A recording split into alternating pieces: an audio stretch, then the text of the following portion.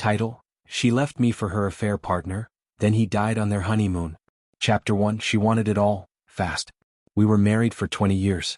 She was a stay-at-home wife and I worked long hours to give us a good life. Everything we built, every savings account, every family trip, every home upgrade, I gave it all for us. Or so I thought. Then one day she told me she was pregnant. But not by me. She wanted a divorce. Fast. What? Because she wanted to marry him, her affair partner. And the sooner it was official, the sooner she could lock in a shiny new life. He was a doctor. Wealthy. Successful. Compared to me he looked like an upgrade. She offered to give up everything in the divorce just to get it over with. No alimony. No property.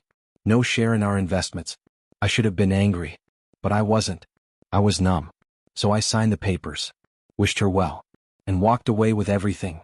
Except a family. She remarried him the week after our divorce finalized. Flew off for a honeymoon on the Amalfi Coast. Posting photos. Champagne. Sunsets. A new life. But fate doesn't take kindly to betrayal. Chapter 2: The honeymoon that never ended. She thought she'd won. That she had traded boring stability for glamour and passion. Her honeymoon photos flooded social media. Matching outfits. Candlelit dinners. Kisses under foreign skies. Every caption a jab I wasn't supposed to feel. I didn't react. Didn't comment. Didn't block her.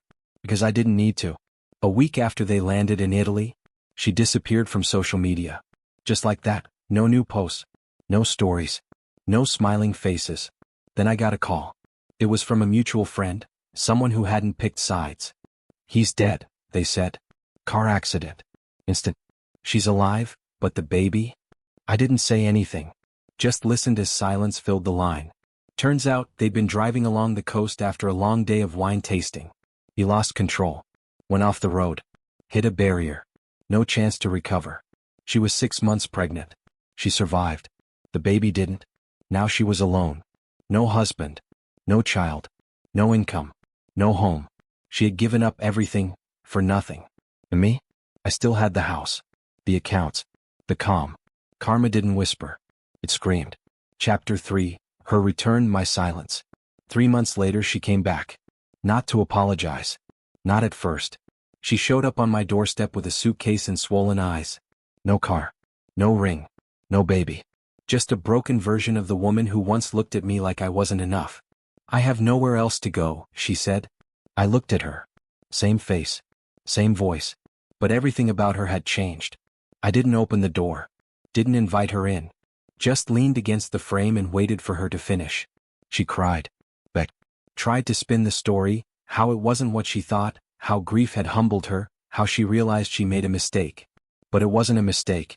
It was a choice. She chose him. She chose fast love, fancy dinners, a shortcut to excitement. She chose to throw me away like a placeholder. And now, standing there in the same clothes she left in, she wanted a do-over. I didn't yell. Didn't gloat.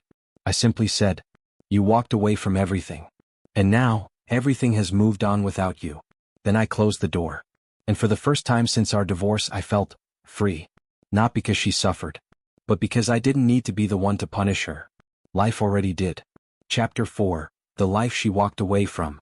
I used to think closure meant sitting down, talking it out, forgiving, maybe even holding hands one last time. But real closure? It's a quiet morning in your own kitchen. Coffee brewing. Sunlight pouring through the windows. And not wondering where she is. After I closed that door she never came back. She texted sure. Long paragraphs. Apologies wrapped in excuses. I never replied. She had burned the bridge, poured gasoline on the ashes, and now stood on the other side, choking on the smoke. I kept living. I finished the home renovation she once said we'd never afford. Hung new art on the walls, art I actually liked. Joined a weekend cycling group. Started dating again quietly. And it shocked me how peaceful life could be. When no one was belittling your every move. Or weighing your worth against someone flashier. People pitied her. Some even said I should have taken her back. But those people never saw what it cost me to stay strong all those years. She walked away from love, loyalty, and a man who would have done anything for her. All for a fantasy that lasted 6 days. I don't hate her. I don't need to. Because sometimes the most brutal revenge is simply living the life they never thought you'd have without them. Chapter 5: The final goodbye she'll never hear. Sometimes I wonder what she tells people. Does she say I was cold? That I gave up on her? That I moved on too fast? Because people like her rarely tell the full story. They leave out the part where they broke you first. They rewrite history to feel less hollow.